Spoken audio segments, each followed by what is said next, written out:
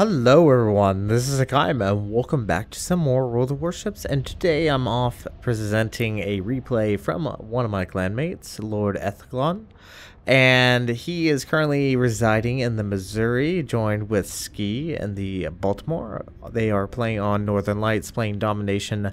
They have a Yamato, Missouri, Musashi, Alabama, Magi, Des Moines, Hindenburg, Baltimore, Gearing, Shimakaze, Yugamo, and a Benson on the M18. There is a Yamato, Iowa, Missouri, Bismarck, Amagi, 2 Des Moines, Neptune, Charles Martel, 2 Shimikazes, and a Fletcher. And this battle, and I've recently watched this battle just to make sure it was a good replay, and this battle really I guess demonstrates that the importance of capping. As you will see, it's a great comeback. They were able to pull back this from the jaws of defeat. And before it really kicks off, I would like to say, if you have a replay you want to show me to possibly have shown on this channel, send it to my Gmail, hakaymgaming@gmail.com. Provide a name, description, photos preferably. That really does help. And possibly a good moment that will help demonstrate of the replay. So anyway, if you guys do want to send in your replays, I am more than willing to take a look at them, and if it is good enough, I will actually show it off on my channel. So starting off, the division is moving towards the A cap, and they are going to try to cap it. We'll see how things go. Gearing, well, watch this gearing. Fletcher pops up. No shots coming from either the gearing or the Fletcher. Fletcher finally opens up, and there are the torpedoes from the gearing. I just don't understand the idea behind what that gearing was trying to do. I think he was still waiting for his reload on his torpedoes. Lord Ethlon does open up on the Fletcher, trying to get maybe a good hit, trying to help out his friendly gearing. Gets a semi-decent, but does look like the Baltimore is doing damage, but the gearing has gone down, and I think those torpedoes were in fact set for the enemy Missouri. Now, Lord Ethlon has once begun the normal setup of pulling in reverse, and you know, the usual style with Missouri. And the Missouri, I really have to say, it's a good tier 9 ship. It prints money. This ship prints money like no other, and it's a really good, fantastic ship just due to the fact that it has good dispersion, good range, good detect. It has good, obviously it has the radar, which is highly valuable because not many battleships actually have radar. So it's actually a very powerful ship, and if played in the right hands, could even compete against a Yamato and Montana.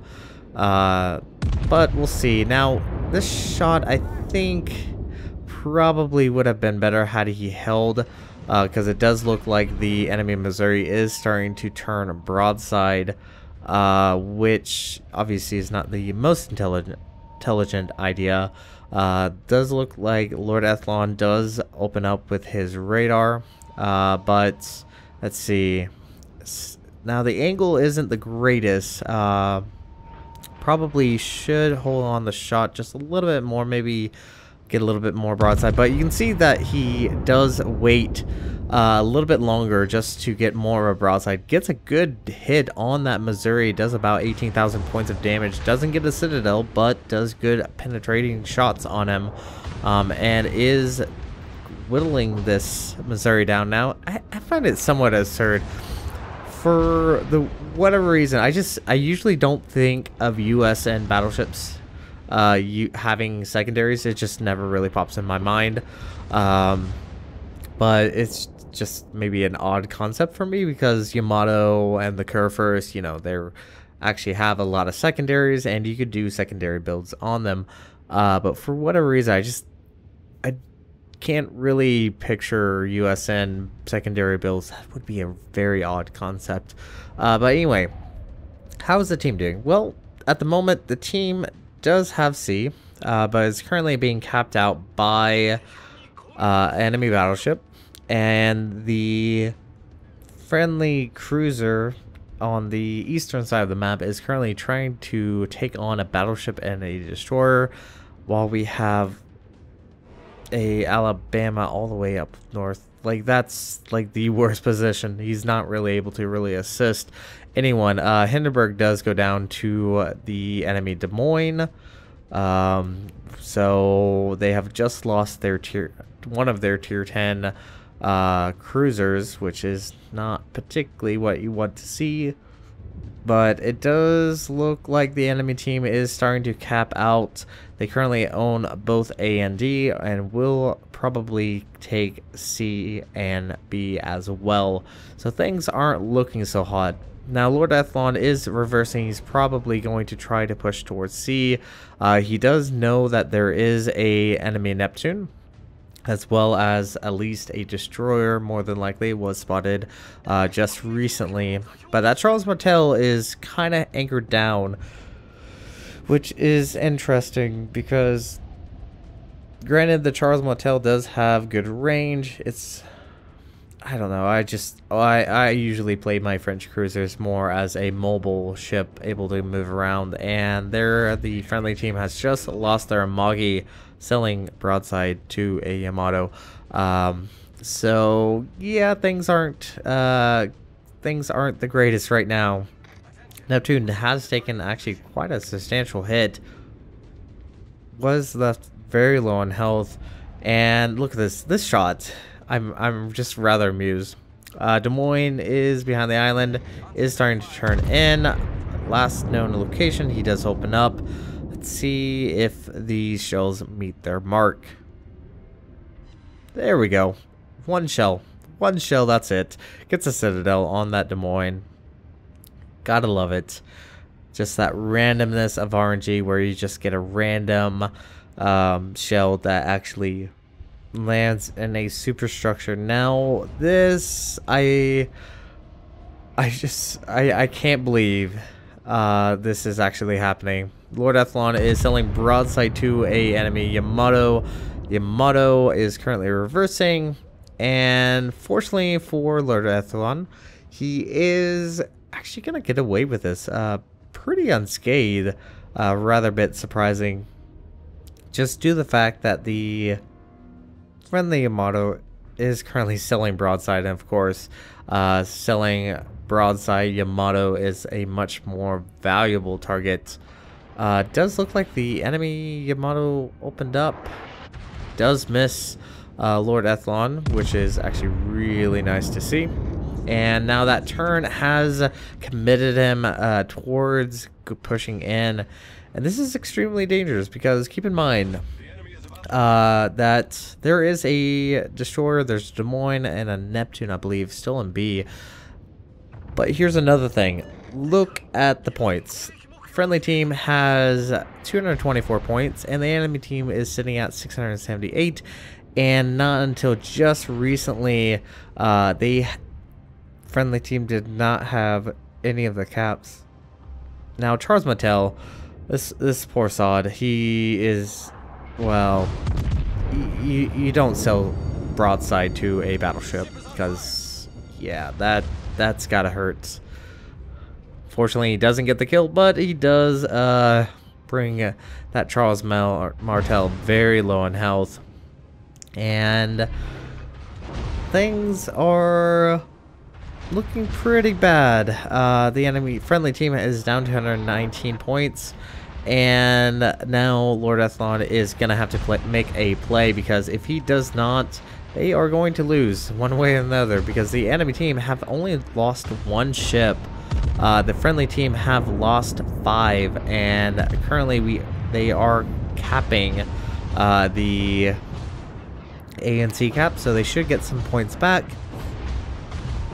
But right now, this is a very risky play. Des Moines, this enemy Des Moines should have really switched over to AP instead of solely relying on HE. There he goes. Finally switches over to AB. Does get a big hit on Lord Athlon. Let's see if he can get a killing shot. Nope, just overpens. And now, yeah, it's probably a good idea to pull away and possibly get some time to heal up. Now we know that there is the Fletcher, there's the Moyne, there's an enemy Iowa over there as well, and a enemy Shimikaze.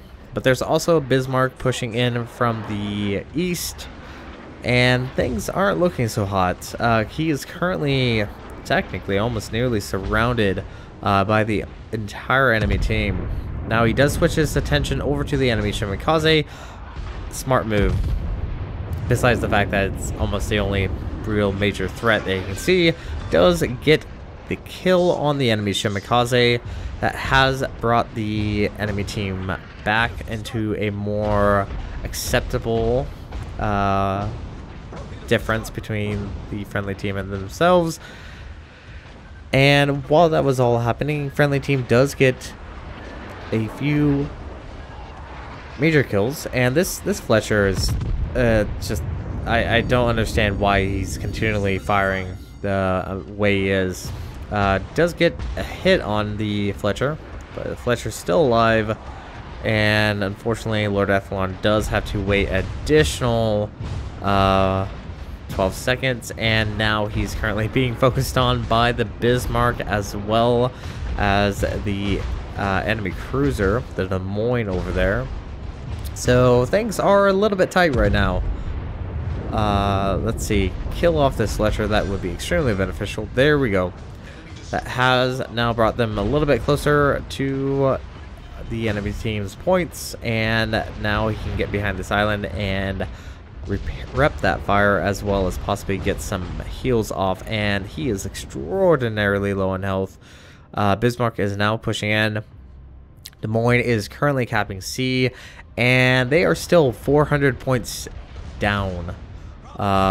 So things are still a little dicey. There's still enough time to actually get some points back. Ooh, double Citadel on the enemy Iowa. And there is a pesky little Neptune all the way in the back. Not probably the greatest position he could be in, but yeah. There, I probably... One thing I really try to do is, if you have a third turret and it can actually open up on someone else, use your third turret. Might as well. It's always very beneficial to have all guns firing. Does open up on the Neptune. Benson does get the kill on the Iowa. This has brought more points back for the friendly team, and somehow the friendly team has actually clawed themselves back from the deficit that they were in. They are well ahead in ships. They are starting to get B, which will mean that they will start to get more points, but the enemy team is still gaining more points at a much more rapid pace than themselves. They are currently being, I believe, radared by the enemy Des Moines. Current focus for Lord Athlon is going to be the Bismarck. That Alabama is still alive. Keep in mind, he was all the way up north of D, not of any use to his friendly Hindenburg. But still alive, a kicking, and is currently combating this Bismarck. But Lord Athlon is reversing, trying to get a decent hit on this Bismarck. Unfortunately, gets only 5 ricochets, and now he's in a very precarious situation right now. As you can see, he is currently fairly broadside to this Bismarck. But this Bismarck is currently very, very heavily concentrated on the friendly Alabama. Alabama is currently moving away. Musashi gets the kill on the Bismarck, and things are starting to look more acceptable. They are almost fully captured on B. Should finish up this cap. And let's see, focus this on Moggy. Moggy selling broadside. Honestly, not the smartest play. I think this Amagi really wants to get the kill on the Alabama, but may not be the smartest move. But they should be able to get the B cap. And, ooh, that dispersion. Broadside to Moggy, and he only gets 2 over penetrations. But he's unfortunately in a very risky position once again. Fortunately, very little damage coming in from the Amagi. Now here he does something that I'm not quite certain why. I understand what he's trying to do. He's trying to get a little bit more bow in, because we know where at least 2 ships are. The Neptune is still far south. That he's not really much of a threat at the moment. And so he wants to actually get more bow in to both the Amagi as well as the Des Moines. The Des Moines also starting to push west on the northern side. But he has to show a lot of broadside just to get this turn. And even Amagi at this range could deal a significant amount of damage. Now, I don't understand why the replay is a little bit slow, but he does get the kill on Amagi, does earn Confederate, so it was fortunate enough that he was able to get that turn, and is still kicking. And now the friendly team is fully ahead in points. We do have a friendly destroyer all the way over at D, and currently capping out, which is actually really good news to see. Benson, actually, that's really nice. And we have a Yugamo as well. So Des Moines is currently, I guess, the real major threat. Albeit he is by himself. He does have Alabama, Yugamo, Des Moines, Baltimore, Musashi, and a Missouri. Shots off, but unfortunately that island is just big enough to actually prevent any salvo to actually make it over, and this Des Moines really wants the Alabama dead. Honestly, I think this Alabama probably could have survived this encounter if he stays quiet, because I don't think this Des Moines should be able to detect the Alabama. Nope, the Alabama's firing. Yeah. So I think had the Alabama just stayed quiet, he probably could have survived that, and the Des Moines would not have got that kill. But not a bad game. Des Moines is still left alive. Looks like he might be coming out. Salvo off, 8,000 points of damage. Very nice. Yeah, this Des Moines is pretty much screwed. Is gonna be coming around broadside to a Des Moines. He has Baltimore behind him. Yeah, even the Yugamo was opening up on this Des Moines, so that ended pretty quickly. But yeah, not a bad game for Lord Ethlon in his Missouri. Really good comeback, honestly, coming back basically 400 points below the enemy team, and somehow they were able to scrape enough points and maybe even some guts to pull ahead and take this victory from the enemy team. But anyways, this is going to be it for this video. Thank you guys so much for watching. If you like what you saw, hit the like and subscribe button. You guys have a great and fantastic day. Zaijian.